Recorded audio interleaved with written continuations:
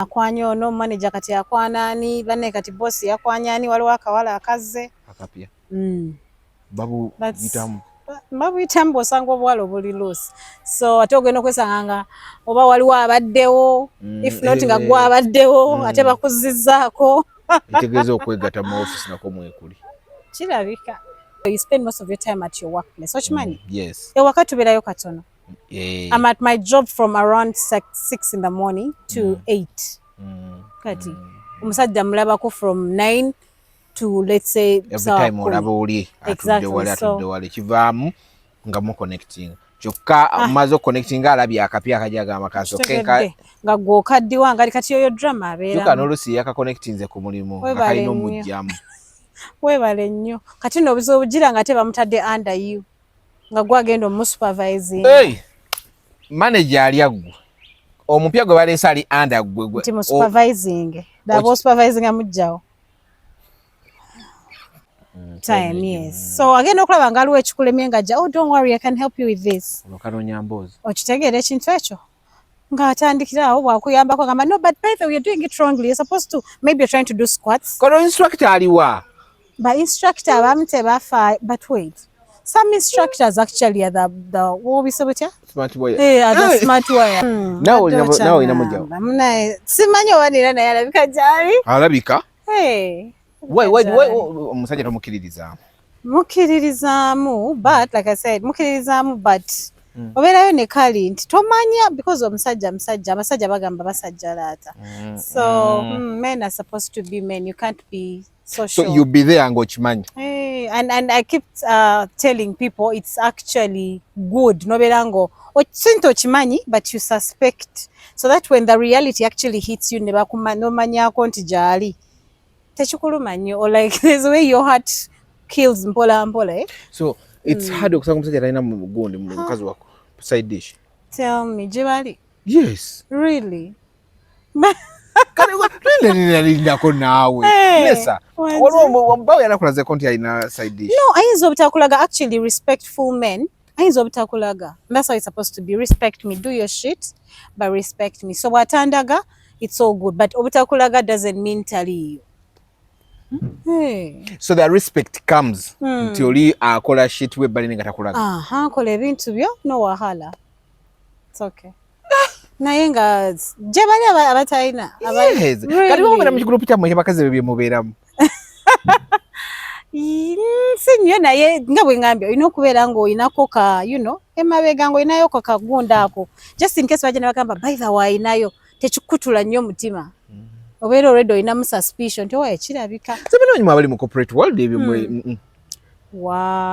ate kati corporate world I feel like it's even worse because omukazi okeera kumakya saa 12 I'm on the road ndi mu town the whole day onyinyuka saawa let's say 2 ntuke wakanya clearly sina budde bwa family oba nina naye butono I try to balance but it's kind of hard so yinza okwesanga nga bwemba temwa planning bulungi obanga omusajja awanka those are the things that would actually push him claiming I don't have his time but it's just the work. Actually I want us to talk about that njagala twogere ku side eyo ensonga lwaki abasajja ababeera n'abasajja bamwe bakima buno bwalo bwebbali bompwachi abamu we bayita nti tebulimu magezi tebulina ansa tebugira ki kozi wogenda kusanga ku musajja ayenze bamusanga n'akawala akatatereka ku buwala bwa mubala bagamba yalesewo omukazi afaanana nga Nessa Brown atebwa abwera nte naabo mwine ebintu bye mutakola I think we do, but I feel like in relationships, if you're to go that way, the things maybe no kwogerako n'omwami wo nemu agreeing nti I know kumanya the kind of woman gwe yawasa nawe nomanya the type of man that you have mukuwa sobeera nnyo nga buli kaseera wooliwe mutandika okukola mukyusa emizi anti kati awe gwe nkugambire nti tulina okwetegeera nomanya kati afunye omulimu gwakola let's say oba sales person oba she's into the legal world oba so nomanya time gyagenda okukoleramu obwenzi buli mu sales person tebulimu anti oli okuwa business tekiriyo gumala kuggwa tekiriyo I've been in sales and marketing for come to 9 years now munywa bu evening tyo kwekutula ba client anti akugamba munange let's meet here bichi nogenda ka evening tea kutula business obaliriza bakutulidde tebatera kutula. It depends really. It depends. Yes, Tebatera kutula for real. That's a perception that people have out there. Nenga nedda. But ebimu byapening. Naye nkubulya kiri funny. Obwenzi buli wamu. Ebyaddala. Yes. Mu bakitunzi waliyo obwenzi. Mu music world eyo fena tutyayo. We think oh my god. Ate mwe mugere ne mutuba music world. Buli muyimbi alina sugar mami. Twali sugar mami muyimbi. Bali eno. Baba bavudde ne corporate ne balumba eno.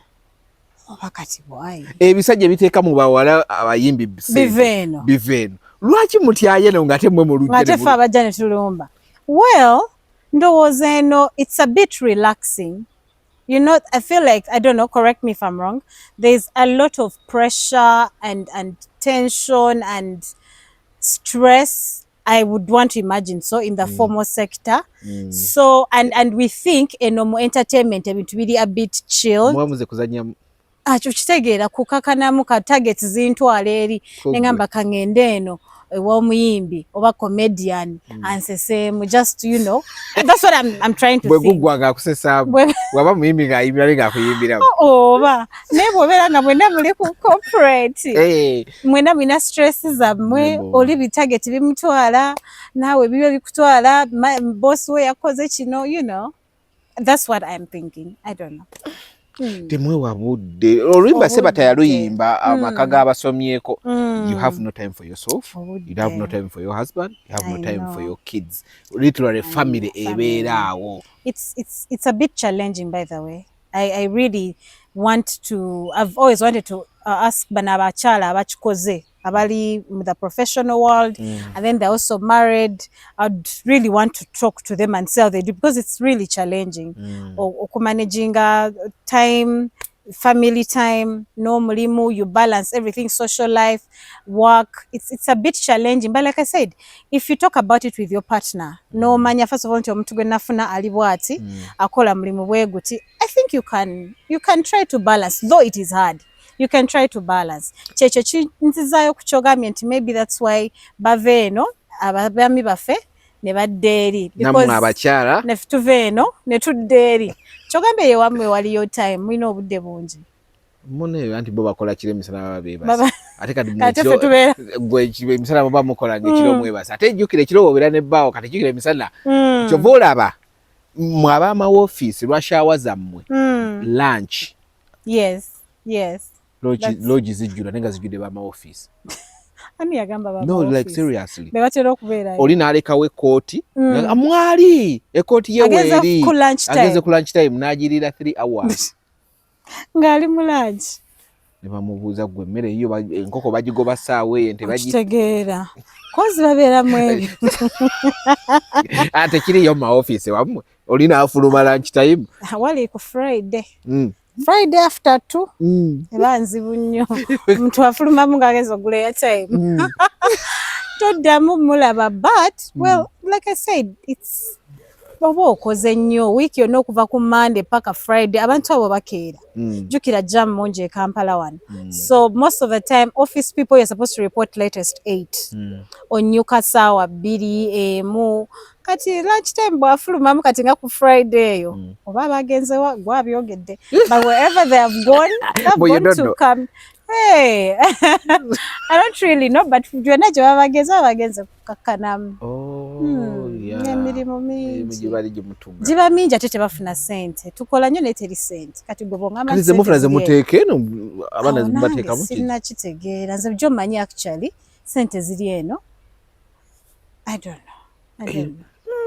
Oli abeera ne project ngomiikirizaamu waliwo akasente akajja yeah true naye obuzibu buli ba salary earners kagenda okujja nga ebizibu oliranga 1,000 bangumiikirizaamu muliwo bangi ng'oggyeko home affairs nti oba school fees rent biki upkeep ya mukyala at home and all that kati waliwo bano bangumiikirizaamu balinga 1,000 there is family there is you know yeah kati soke tuve mu bulango nina ekizo kinyagala okukubuuza naddala ekya upkeep corporate world mwagala upkeep kyokka ng'okola gwe nayagala okula osobola okulanga naffe ina anyway gyoba oyagadde tulina package ez'enjawulo esimu kwe ziri ku YouTube just go call twogere tulabe waawe tusobola okulanga ne tuyisaawo business but Joseph buy with Joseph China oyagala kugula bintu China oyagala kulamuza butale bwe China biki byoyagala okujja China as long as biri mu katale ka kugula buy with Joseph number kwe ziri osobola okumukonako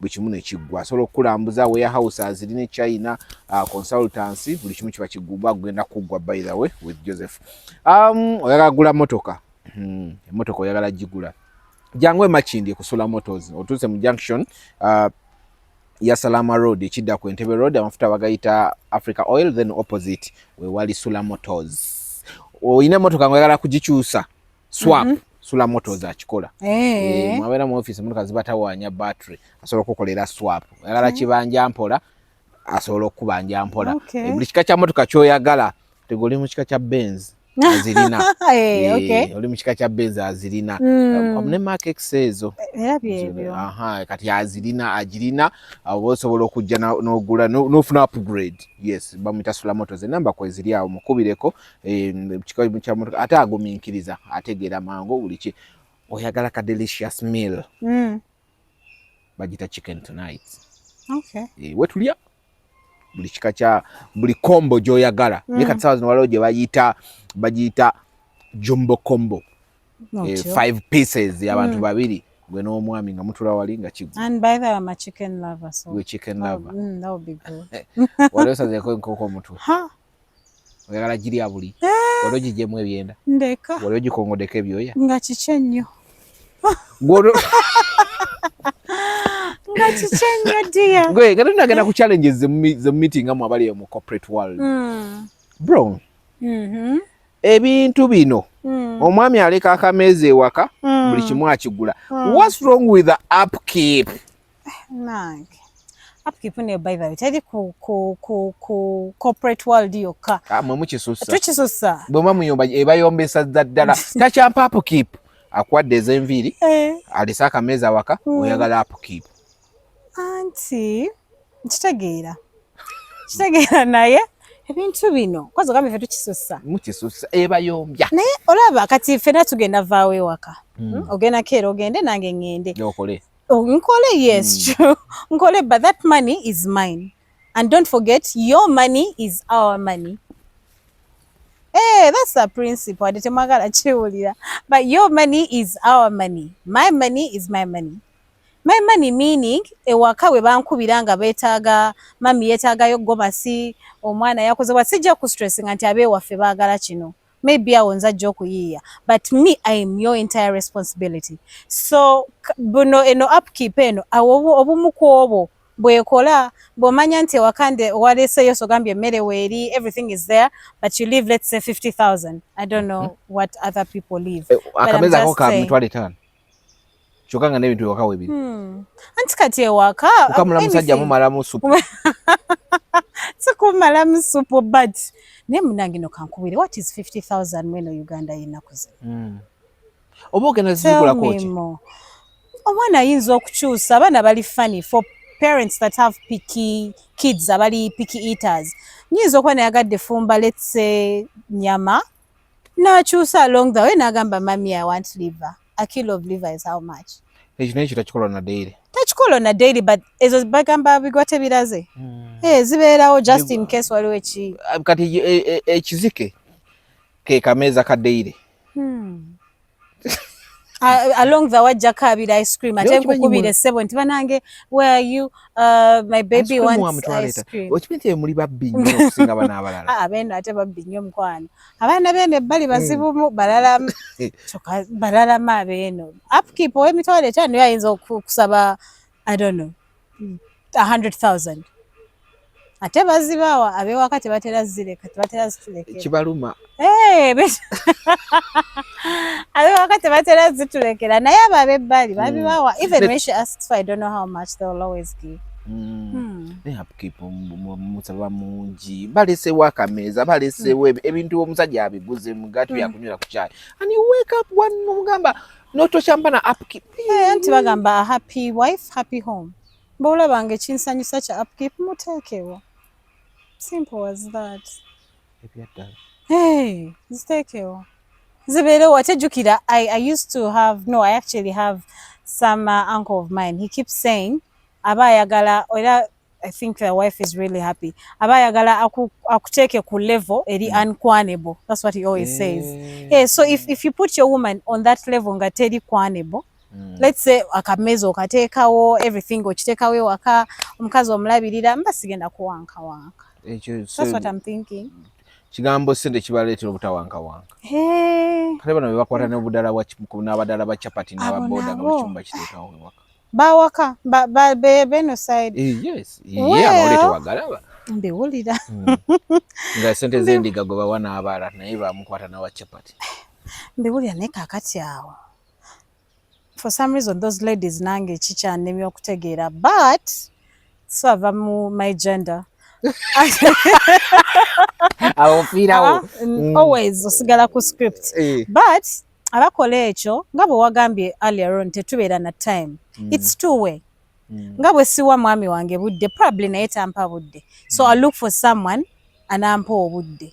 So maybe kyekibatwala ewo wa chapati. But then also I feel like that one goes back to upbringing and also society values, because me personally, I don't think even if I didn't have, my man doesn't give me time, I would end up with a chapati guy. You rather get a smart moya boy? At least over. Because now my values cannot make me stoop that low. Because mbera nyo neno principle of, I always have pachitabatia. Ntifuna, you have what to lose. You get? Like in case, okay, newe banga kaje kali maybe can't tempting, I would want to go. But in case shit happened, nebangwam, I have a lot to lose. So that principle wouldn't let me go for. Mama ogeno tena akalenza katone nga takenyinyadde. Webale nnyo. Naye bakwata na WhatsApp. Nnyo. Jebu nesokole kubusima twa yabwe buliwa. Ngobulwa bwa smart wire. This okay, the way I understand smart wire is these boys, they always look good. Baina body, they're always in the gym. They smell really, really, really good. Get a mask. They smell really good. Baina mibiri emirungi, betekamu. Okay, they invest in looking good. That's what I mean. Ogeno kalabanga, you know, kali attractive. Yes, the physical appearance is way up there. So that's what I would think as I would term as a smart wire. Most of the times, tebaina stable jobs. Nti ngenda kusanga mu office eno, oba ngenda kusanga ku kiduuka wano. Mubujawa mubusanga wo butandiko bubetegerawo. Naye lwaki ogamba mu babujawa? Okay, kale babujawa. Well, mu offices tebubeerayo. I would imagine tebubeerayo. Yeah. Gym, for example. Yes, gym. Nakuzina abawala abachala, you want to keep in shape, and of course not only keeping in shape, gym engeri je calming down your nerves from a very long day. You want to relax and, you know, feel better health wise. It's cool. Exactly. So mu gym, yes, that's why they have good bodies. So that's where they be. Kagena mu gym ne keteka mu at least ekizike. Webale nnyo. Nga kamanyi kagena funa mu emitwalo nga 5. Hey, so I think mu gym there. Hey, bumanya time gye mukole ya gym. Namanya nti at around, since toyagala kutula mu jam, between 7 or 6, 8. Oli mu gym. Oli mu gym. Nebabeera mu abakashi gym batumiddeko nyayo nange nono wenkolera. Okolera? Naye nze nkola ku machanga temunabaku abakazi temunajja mujaleti sawa mukaga nze nkola 3 paka mukaga muba muyingira nga gofuluma. Setekera. Wabivaako. So Cash Gym awe muyenga mbatumiddeko nnyo, like let me hope you everyone buli kimu kiri okay. Ayagala ka body okashaping agenda Cash Gym awo kyakabi. So kati nekala niko kubaza. Nikakubaza mnange agenda okulaba nga agamba, oh you can't lift this, that those heavy lifts manyiza gym ya nema. Agenda ka probably you do not know how to do it correctly. Wajigeza. Can I help? Najigezaako. naye byannema but I tried naye byannema nga time yannema okufixinga. And then I think gym needs consistency. Definitely. Yeah. Some of us don't really have that, you know, time. Yes. So again, okulaba nga aliwo ekikulemye nga oh, don't worry, I can help you with this. Olokanonya mbozi. Okitegeera ekintu ekyo. Nga atandikirawo bwakuyambako agamba no, but by the way, you're doing it wrongly. You're supposed to, maybe you're trying to do squats. Kono instructor aliwa. But instructor abamu tebafa. But wait. Some instructors actually are the what we say with you? Smart warriors. Yeah, the smart warriors. Some instructors, but now I'm setting. Some instructors are I'm thinking, guys, don't come for me. I'm thinking because wabanga afayo nnyo yajja okujaga mbene this one you're doing it wrongly, or you're trying to do squats simanyi nnyo the gym whatever. But if you're trying to do, for example, squats nagamba you're supposed to do it this way, naja naberanga akufaako nnyo oba okutama we bati oba ositula, they call them dumbbells or something. We batyo atandika okudda ku mugongo gakola bwoti okitegedde nga akuyambako ogenda okulaba ng'emboozi etandika. Some of us, like I said, you need motivation before you know it. Oba siina maanyi leero oba oliawo ng'akubya akasimu, oh hi, are you coming around? Oli wajangu kati bw'ofuna omuntu oyo ng'omanyi gy'ali, you keep going. okyusa ne time. Kitegedde ekintu ekyo bwanakuwera time nga bantu batono, njagala nje nga bantu batono obusobola okumpa time. nga gamba tofaayo. I'll be there. Remember, they always have time. Tebalinga gwe. So he always fixes his time into yours. Awo. Abakufunye. Wambira mu gym. Hey, Eugene, that's one thing I can think about. Ate tewali walala. Walala, where? Gym. I think also social hangouts. Bars. But those classy bars for the professional, the corporate ladies, those classy bars. Even ingao you're trying to kudojinga jam. Otuddeko ka cafe. Otuddawo mu ka cafe oyinabo emails bo replyinga, you know.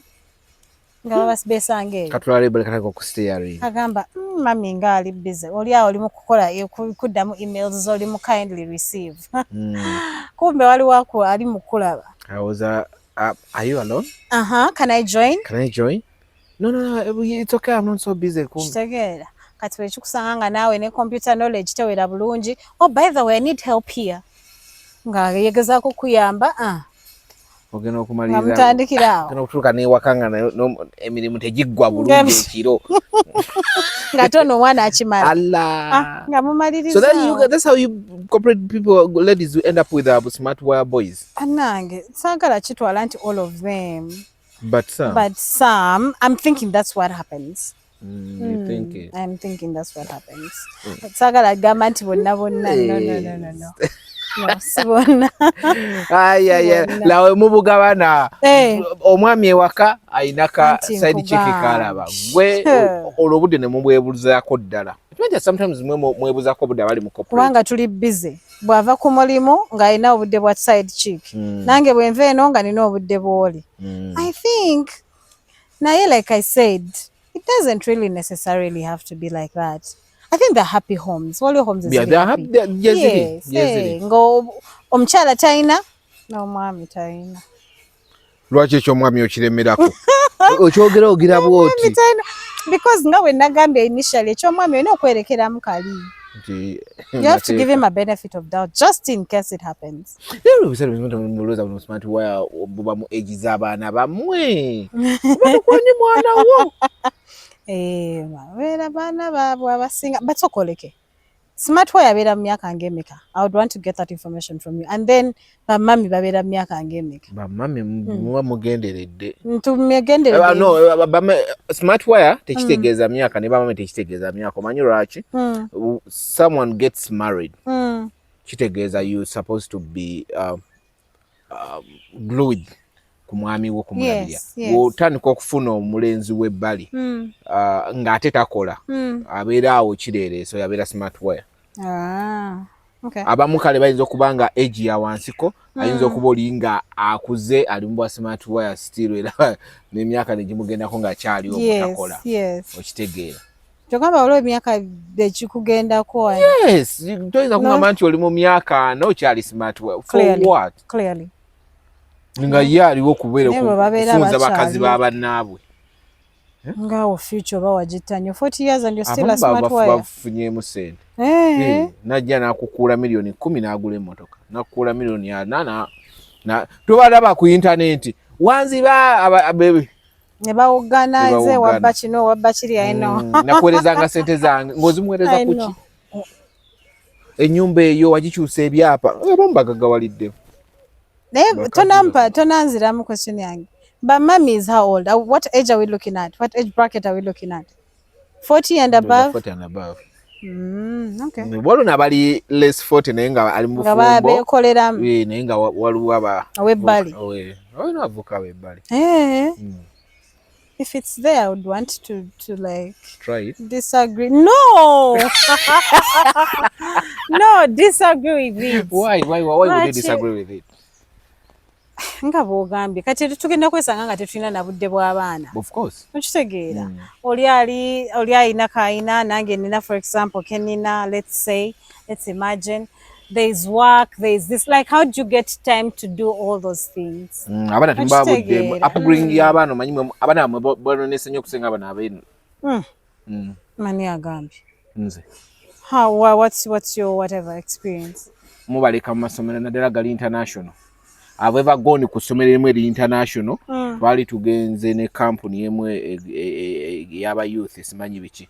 Nga ssaawa y'okusoma abaana baali eri ku ttooyi nga bali mu kufuuwa kondomu baziteeka mu mazzi. Oh my God. Era be nali nabo basobola okunjulira bajjukira era bwe tulaba essomero eryo bwe tulira tukijjukira. Wow. I'm like kati bano abazadde tebamanyi nti abaana bigenda mu maaso. bo bawuza ayi omwana asomera mu international school. Nga weewanya ne mu banno. I know naye nno nkubuulire ekyo ekintu ekya parenting. Okay, it's you have no proper parenting mu aba corporate. True. Naye ekyo ekintu I think kirimu oba ne Katonda ashutse tetugenda kiteeka nnyo ku international school setting kuba ne abaana ba I won't call them local schools, the traditional schools, the Budos, that's a traditional school. Era obasangayo abali spoiled. Nese bangi nnyo nga ba international. Bano babakwasa ekyejo. Mulimu ekala yako kwepanga syllabus soma ndala. I know. Mugambo waayo wane Uganda obosomye endala. Fena tulina okuyirira. I know, naye ndowooza anyway it goes back to timing. But since temina time mu bulungi y'abaana, you'd think that teachers are going to help you. Ate nga ne ba teacher nabo bakoowu. You know, parenting starts from home. At that time, but we try. Hey, owewa ino gamba weekend ndi with the kids. I want to spend my weekend with the kids. You know, mugenzeko for swimming. Era ne ogenda ku swimming obeera ku simu oti. Yeah, now that is wrong. There's what I'm talking about parenting over never maker. But I know someone will be like, hey, but what does she even know about parenting? Of course, I don't know much because I'm just a mother of one. But if you go out, for example, now remember, see, I don't really have time nene you know mwana ange mu wiki. I would want to give them time over the weekend. I don't know mugenda mu salon. Era ne salon ngenda naye. But tugende ko musalo tugende ko mu njala. That is wrong. Yeah, but you try to fix time for the kids. I grew up in a family nga mami wali, daddy wali, so I would want the same for my child. Nga, you know, omwana amanyi every time they need their mother wali. So since of course timing eri a bit different, ebiseera biri bye twakuliramu neno, you try to kaletamu nogamba katika weekend kanjiweyo. Yes, the friends are around, but I don't know, you try to balance the two. Not alekerera mu. Now, you know, in every corporate family, there is a man afudde omuwala omu a single mother. In every corporate family. Amaka agateredde nga mama ne tata we bali balina abaana. Mulimu omwana ebbali nga single mother. Really? Tell me about it. Era nga omusanga tata omwana wange ye gundi. Eyo blame oyagala giteeka kwani ku bazadde? Ife abasajja bammwe. Abasajja baffe anti kati yo blame yammwe si yaffe. Just that if I understood your question very well, abakazi b'ennaku zino oba abawala b'ennaku zino ebiseera biri lwaki tetwalina so many single mothers mu corporate, not even the corporate world. I think abakyala balinga kutuula waka, kulima, take care of a family and all that. But these days omukyala akola n'omwami akola. Nyinza okwasiyingiza kyekimu nga ye but ninayo some ka earning, some ka income. Kotayagala nakwatako. Kesagala nakwatako. So what does that mean? I have survival. Okitegeera. So bayinamu kali nti I can actually do without you. Chovola baba single mothers banji because bwaba inayo ka earning ke akasente akatono. Tolobera wadde toliwo. Kizibu ekira kyina. But again si kizibu nnyo. Because maybe you say tugamba what do you bring to the table. So if you've allowed me to work, you are empowering me. Okumbuza ebibuzo by'ekisiru.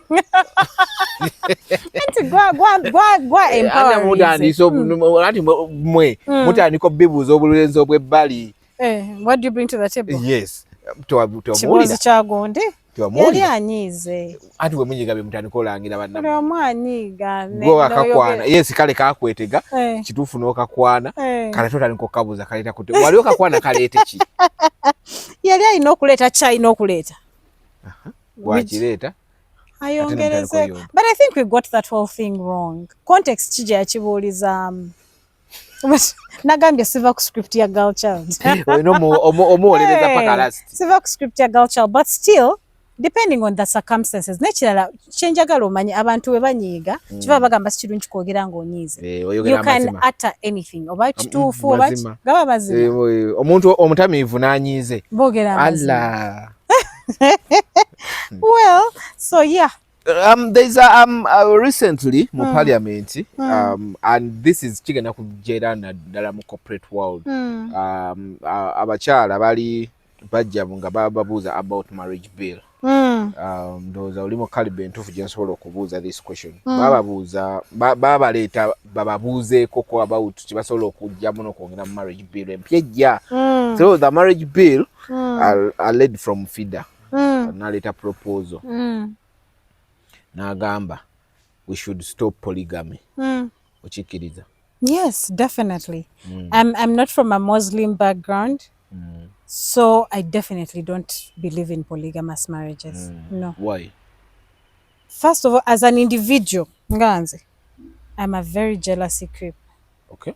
Big time. So simanyi ngojeko kiri kye nagambye nti obeera okimanyi oyinayo suspicion nti wali aliyo. But that's just a suspicion. It just can't sit well with me nga manyi nti waliyo munnange. That one can't settle with me. Nga manyi nti leero munnange mwami gwo ntagenda kudda agenze wa namba 2. No. Because ovuga emotoka. So tosobola kukkiriza dipstick ya oil okukebera Benz ategende bagiteke mu bitiz. No. Unless I do not know about it. Yomu, but still, this is mine. Funa just a dipstick funa endala. No, your dipstick ye ganti. Kebera ono oil oni no kebera no. No. Naye nga lwaki okebera muzenjawulo. Well, you use the wrong example because cars I feel like that's a different thing. But for human beings, era bali baba sister bange aba Muslim backgrounds naye bakikola, but personally no I that's why I'm against the polygamy whatever. So tokkiriza nakyo. The reason gye yasooka okuwa nti baviiriddeko families okubonaabona. That's true. Nti family ogenda zirabirira kyekimu. That's true. Ogenda kukola family eno okole family eri obeereko ne gy'oyagala ennyo emojireke wano oba omukyala wa muno abeere nga akuteekako akazito family ezimu ozeerabye. That's very true. Let me tell you something. They keep telling us abo abeeyo belief nti no omusajja I think Allah said, I don't know, correct me if I'm wrong, nti oyina okubaagala kyenkanyi. Yeah. But I don't really agree to that. Toyina bosobola kunkakasa nti abakyala bana bonna obaagala kyenkanyi. How? Omutima guno muntu kintu kiralamu alina nnyingi eyiika nekiriwa kati mutakuyiikira kwokya n'agiwako n'agabirako omulala.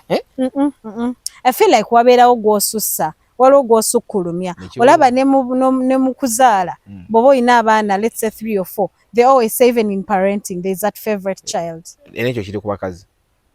I think abasajja tebakirina baba baagala kyenkanyi. Kati tukitwale nti waliwo family A and waliwo family B. Mboyagala abaana kyenkanyi wa family A wa family B.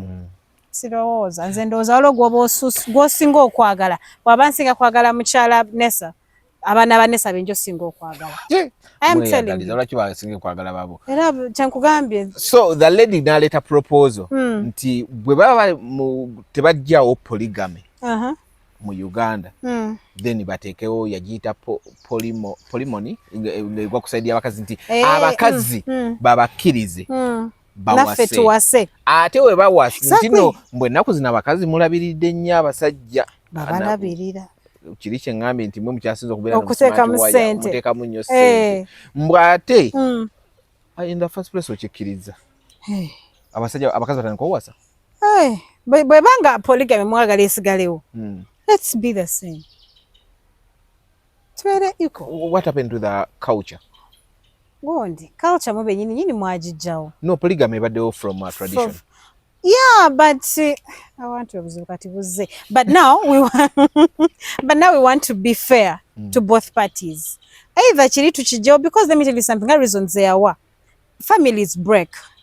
Because abasajja kozi ngamba nti osobola okubalansinga love zinenya haki zinenya which is hard. Omukazi onozibalansinga love ezo zonna kwa ayagala n'abakazi batandika okuwasa tebakabwa so omukazi omusajja asukka mu mukwa babalabiridde. Sijagamba nti njasobola but I'll try. Okola ki? Okuba balansinga kuba temuneze nkole ki kyenkugambye nti it's a two-way thing, we're all humans. N'omusajja tasobola kitegeeza nange sisobola, you can't balance emitima, it's a different thing. Okkiriza abakazi batandika okuwasa abasajja bawase wangambye already bawasa bawoye basajja bangi abakazi bebalabirira buli kimu ogambye but that one also well babaje bali bawase but okuwasa nti more than one man yagambye bawase ati babenga bakkirizibwa okuwasa omusajja asooka mu nga namwe no mbadde mukikola. I think in South Africa they do that. Is it South Africa? With South Africans. No, we are not, but we're Africans. Why are you borrowing MPs zeri muzirete? Gwe kenyini ngambye African society first of all to have that. Nga basajja bawasa abakazi. Thank you. So since we are Africans, si mukazi kuwasa musajja. Kankule, yes, you're right. Na ebintu by'emitima bino birala kati nze nimukikola kufuna equalizer. Nti since kirina mu mukiremeddeko. Naffe batukirize. Muwase.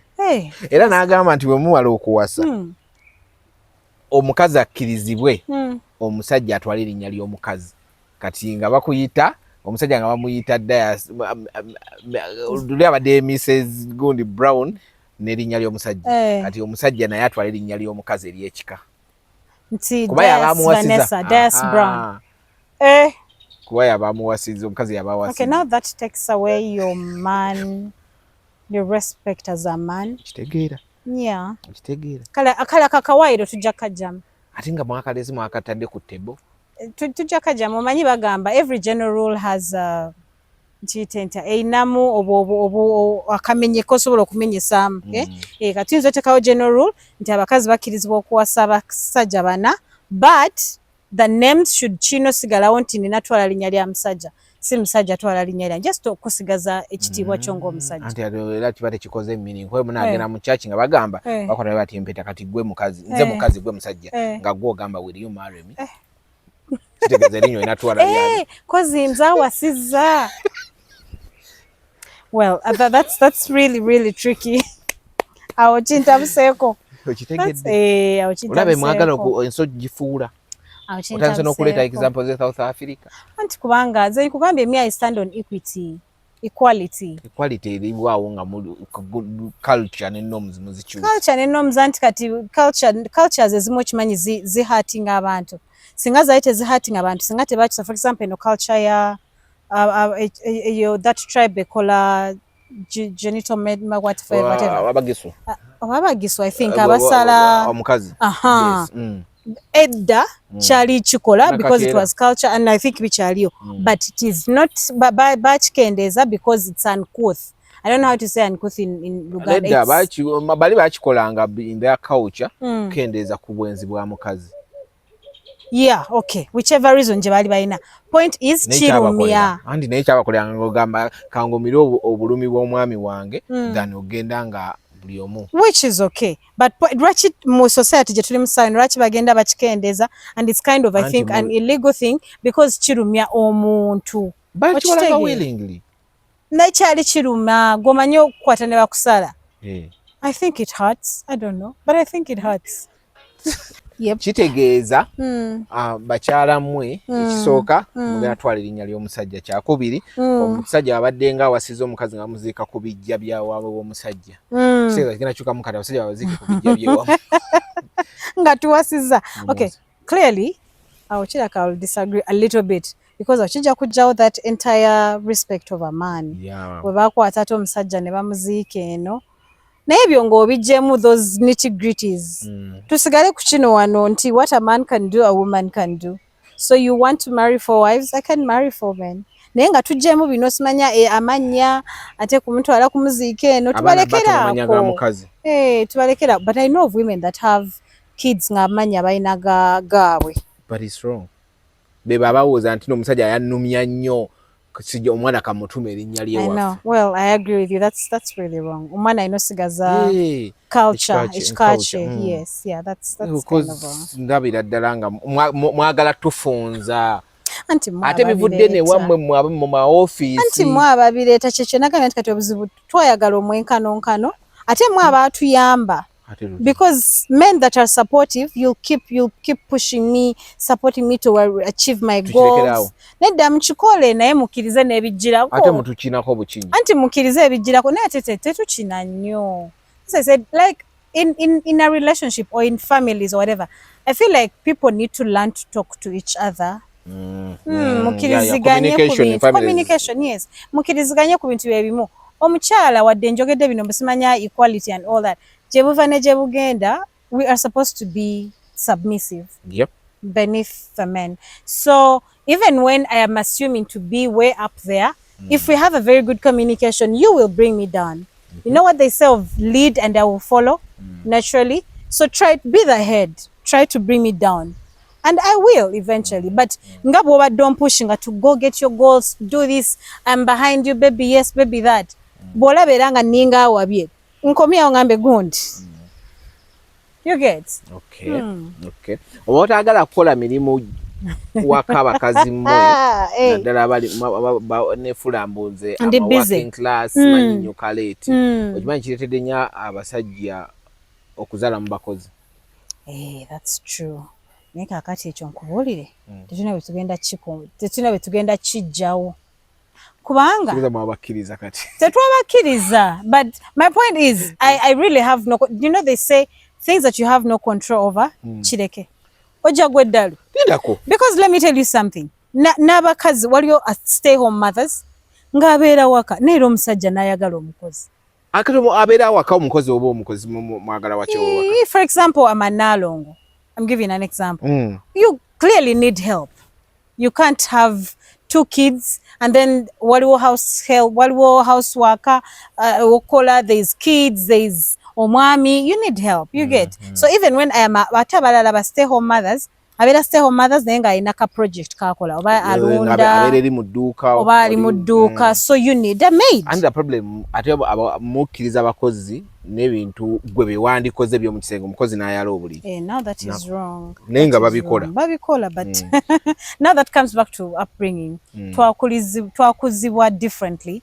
So abantu bazaala myoyo ne bwe bakuzizza obulungi baba ne bakyuka.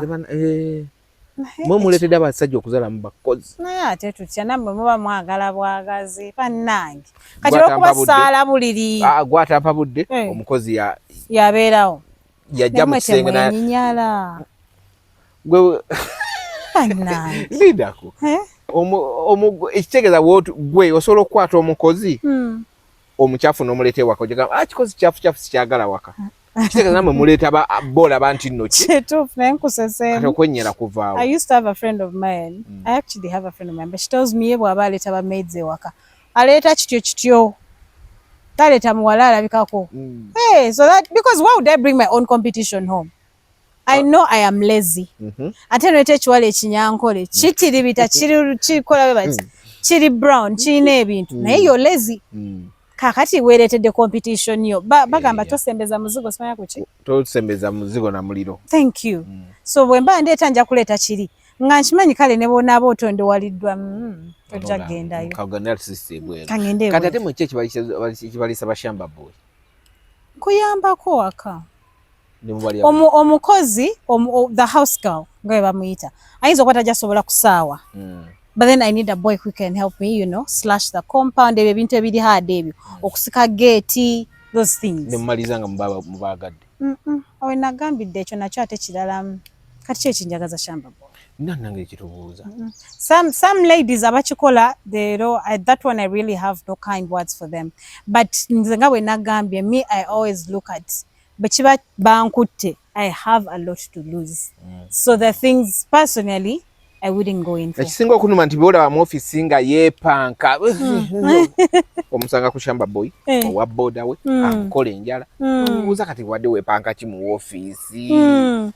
Mbeera ndooza yebe musindise ate mune nkugambye ki batuusa ku ekyo bagamba mbeera ya mutima nga munaye oli annyimye obudde ate shamba boy abeera awo buli ssaawa.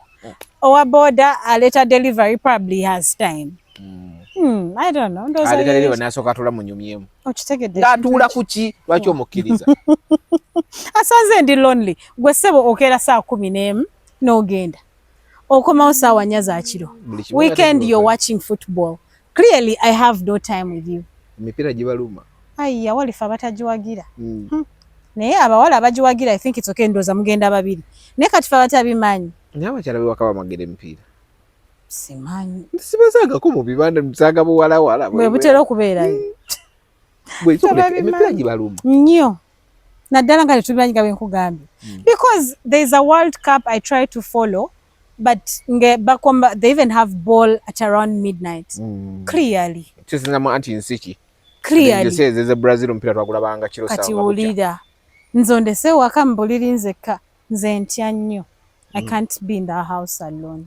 Kogwe I need someone to keep me. Chengome to talk about it kati gwagenda okumpa sango kimanyi mchala nga ate nyumba lwaki ondeka mu nyumba ekiro ka tournament yako mwezi ogumu mwezi mulabanga ndizeka abisana mubeerawo ekiro nalaba omupiira ate ekiro is the most scary thing. Thieves might come around enkuba bwetonya ntya the thunder so I need you kati olaba bwaba tolina self control beba banoonya bashamba boy nayagala amukuumeko abatalina respect then igo okulaba omupiira omwami kyayagala nawe kyagale. I will agree with you. Kati I really don't understand how you guys can sit and then nobeera ku mupiira ekintu ekiri tekina you know and you concentrate. Others have too much love, they will even cry. Nakuna nazire mmere nanyiga nakufuukira ekirala. I really don't know. I don't know. Something with football I do not know. So if you can make me love it, nange nja kwagaza obuzannyo. Time ya football we watch together. Time ya buzannyo nga tutuula ngamba ono Ina, ono I do not know Isabella. Hey, atutandika. I think that would be a happy home. Hey, toja bulaba. Obuzannyo tebula. Era nze nsanga omusajja alaba obuzannyo. Aba mukazi. Ni wakaba bamwozesa. Bamufuga. Naye what is wrong okwozanika? Bwempa ndi mratisa kunjolezaako. That's another scenario of oli mulwadde. Exactly. But why would you tell me nkoleze nikazo? Onjagala nga bwenjoza andizo. Ekyo kigwe kikakatako. Bw'osobola okukozesa bawe nikazo. Si kumwozesa nga bw'okikoze. You have gone to the bathroom nazisookinze wamu with your undies. Wash them. Waliwo ekikyami obadde oyoza ezizo. Probably. Ate zange mba njoza zaaki? Nga wendi. Ngoli buliwe basenga njoza ndabo. Oba kale kagambe ndi mu kufumba. Malo fumba jangu ozooza. Eyo sifuga bbi.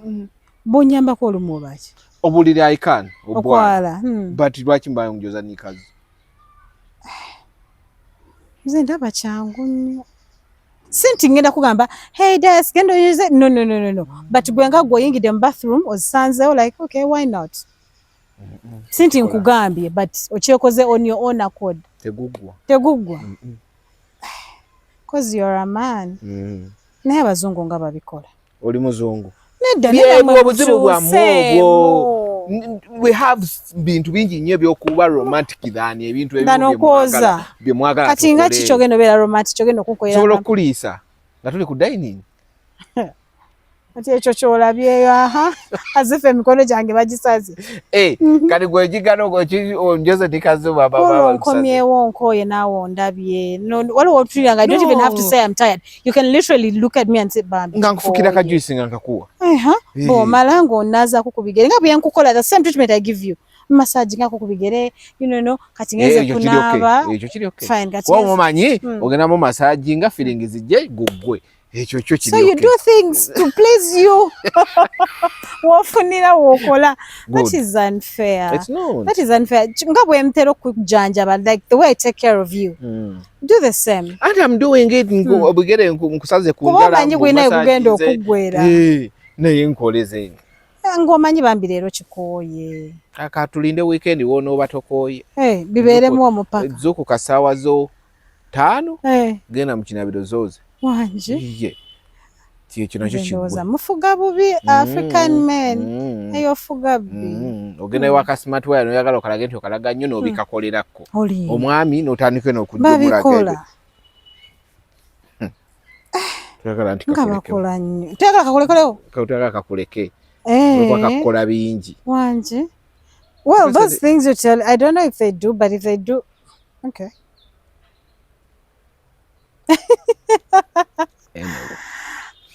Ndine Nessa Brown we just a little bit tuyitamu kati kibozibozi kyaba corporate abantu babeera mu zi office eyo gundi challenges emusinga okusanga mu abatula mu zi offices bangamba okwegatta kuli ewantu awo bananga okwegatta kuli okuwa omulimu muwalo muwa omulimu naye ne wamwe n'asooka amuyitamu addako manage kati bwamumala jjukira kati abasasu akola emirimu ebiri alina okusigala nga alabirira toopu omulimu baleme mugoba bwaleedukuza bangamba okwegatta kuli waggulu awo naye kankubuulire okwegatta oba obwenzi buli wamu they keep telling us eneewammwe akawala abo oba oli upcoming okutambuza oluyimba ekibatu bikita kibatu kiri buli wamu so I want to think that is everywhere that is I think society unfortunately je tulimu nti omuntu tafuna mulimu ku merit naye ng'ate era bitono some of it is rumor era wanti oli ajja ne CV n'abagamba CV yo tugirabe naye ogattako ki what do you put on the table what do you have to put on the table I know well like I said all comes back to culture oba olira nga gwe anti ologenda kunoonya omulimu n'obukokwebweko naye nga bituufu bwatyo bakola bano yebuzaabo butobimanyi kubanga ng'ovudde kumu abalina nti woofiisi mukola mulimu bamwina mu relatives naye waliwo oli omwana avudde eri yamaze okusoma ebintu yabisomye bulungi asaba mulimu well I think kyekyo but that comes back to maybe ensi gye tulimu emirimu mitono like they keep saying so ng'ogaana omulala ajja kutwala ng'omulala agutwala omuntu akuwa omulimu woofiisi gyakuweeramu katugambe woofiisi ekola ku bya birime sivingireesi we shall call you lwaki onkubira nti ate nsanga wano ka evening to discuss ng'omulimu gw'olunakuwadde why twongere okwogeramu kubanga lwaki sikusanga mu office but that comes back to men like being men because kati kankubuuze gwe musajja why would you do that twadnaze mu office yo nongamba we shall call you so kaninda akasimu ko do you have to call me for an evening tea gwe musajja ekyo nyamba okinziremu ndozo obwongo bw'abasajja bukolera nnyo ku evening tea okusinga mu office kati wando ngambye embufe tunywa nnyo bukyayi bakitunze ngera bw'ogambye obwongo bukola nnyo bwabyogedde ansa njijja kugwa sawa ko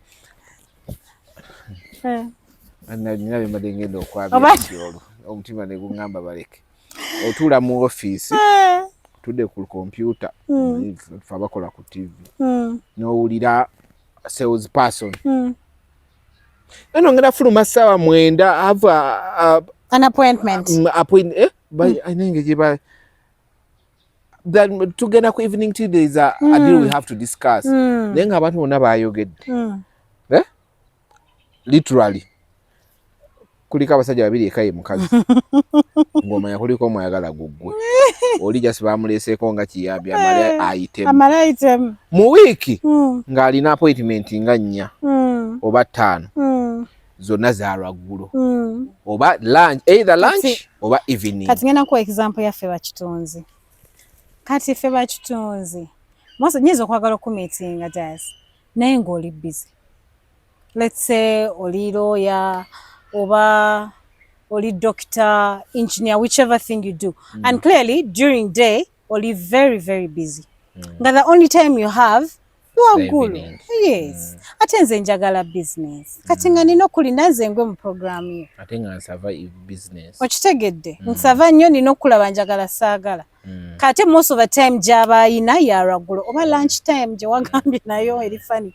So nga sina kyakola, I just have to wait. Okay. And most of those big deals nga bwogambye nti omu aba mulenzi mulala muwala.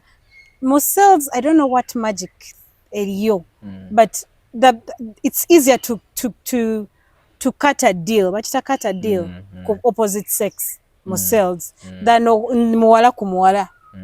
Eyo deal ebeera actually authentic but okugikutula it's really really hard. Era ogenda okulaba nti competitor wo aba mulenzi nga agiina mukazi yagitutte. Exactly. Bw'aba musajja. I think that's just natural. Simanyi. I think it's just natural.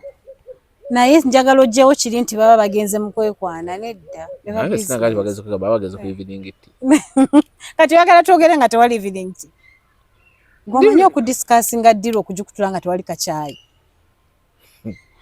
1 hour, 2 hours. Nga muli kacaayi. Muli kacaayi.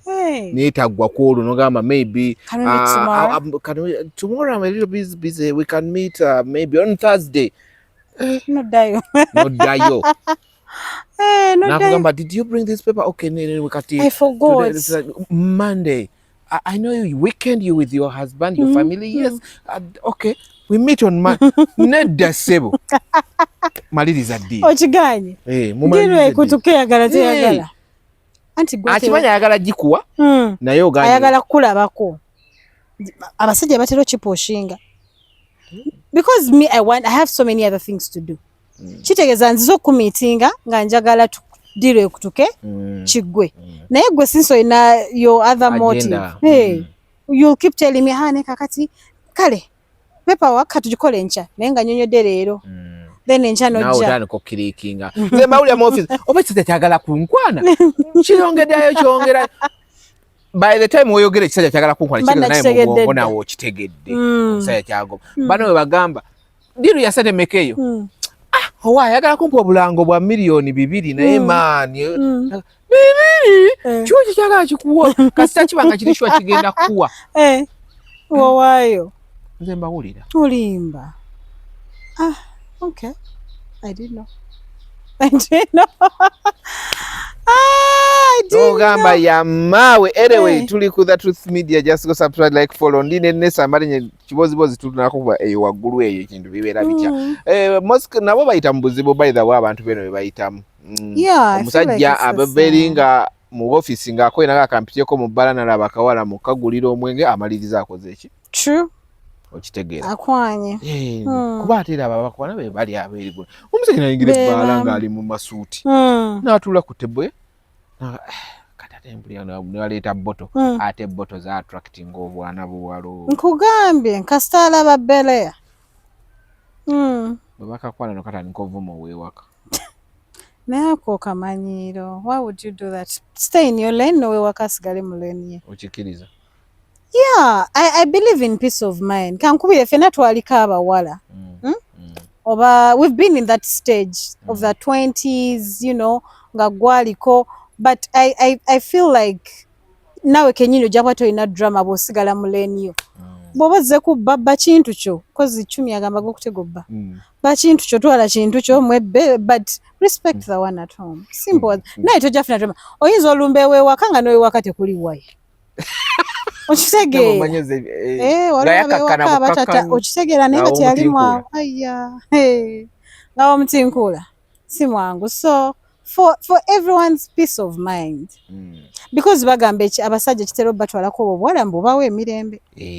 Kati omusajja weyagala yaba yakyamulese kumuwa mirembe lwaki ate otankole ow'ewaka. Stay in your lane. Babantu bo. Kiveemu kitegeera. Ow'ewaka muleke. Just respect her because nawe jojja.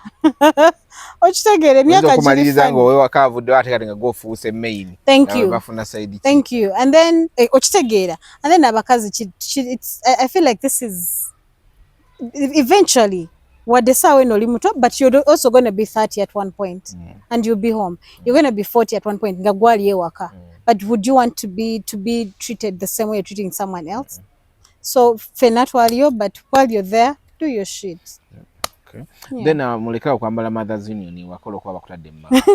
Bazambala nnyo. Because Mother's Union is fancy. Bino bipale ebiringa leeso. Waliwo gwe naye bagamba yambadde ekipale kyaki ku TikTok. Omukazi gwe nakwana nga yamba kati ate kino kupi yambadde boxer yange. But tokoleka okwambala ekyo ekipale lwakisambala mu boxer. Tojja kunzikiriza. Ogitwalawo. Bagala loga musajja. Temwagala baloga.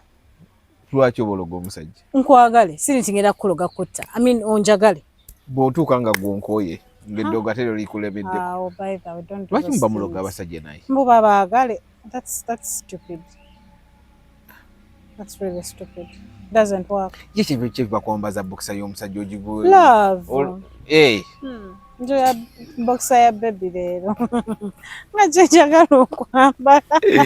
Yoga sukawo wano olwaleero, but just go subscribe, like, follow. Mutu following yeyita Nessa Brown. Yeah. Ku TikTok. Facebook, Instagram. Yes, Nessa Brown. Nessa Brown. That's NESSA and then Brown. Kwali akola obuntu bwempolampola n'abeera mu office yesuba mu katebe. Pola kwa sina kola nnyo, oleka mukali akawukiko. Abana bagenda ku street naga gwokutte gwobeera mu katebe ne weesuba. Ate mune naawe oba oyagala kakola neno ga mukamange wakalabira. Kati okolako mpolano ng'oli mu ntebe, But okay, so how do you behave in mu office omwo? Temwera mu drama.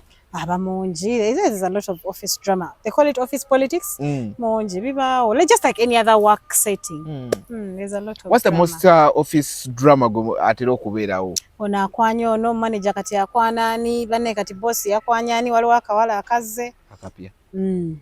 Babu yitamu. Mabuyitamu bw'osanga obuwala obuli loose.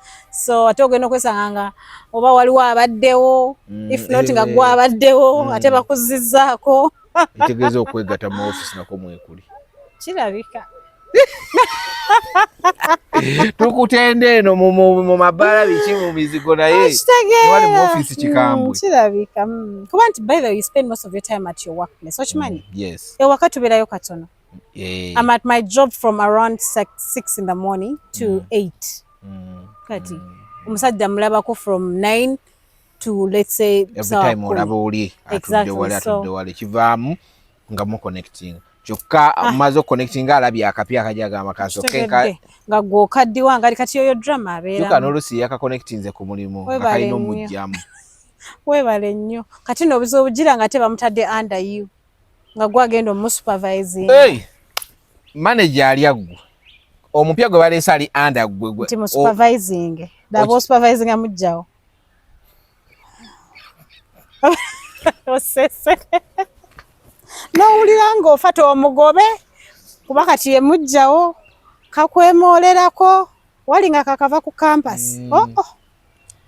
Jukira bakalese tomanyi nawe nako tekamanyi. Thank you. Along the way otegeera kuba obwagala nnyo okwemulisa kaagala okulaga nti boss kati tejuka ne boss naawe okitegeera tomugobe kwegamba toyombe.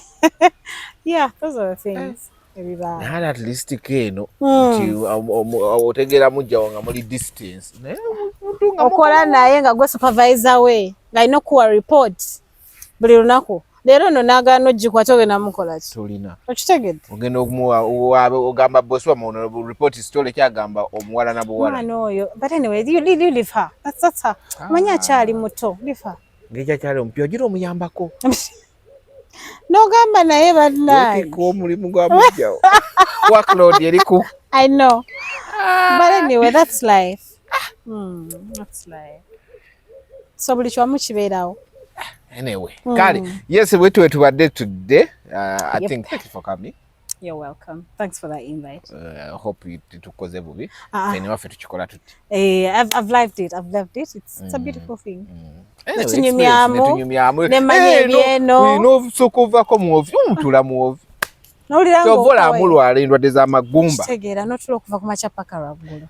Ofuluma otula mu motoka kuddaka. I'm telling you. Wako otuuka otula ku TV ng'okoyenga osumagiro oyingira buliri. I know. Mala wiiki omusajja tomukombezzaako. Olw'okuba okoye. Mwe mubaleetera okoye. Era nze ngusalira bakazi. Tujja kyusaamu. Kale.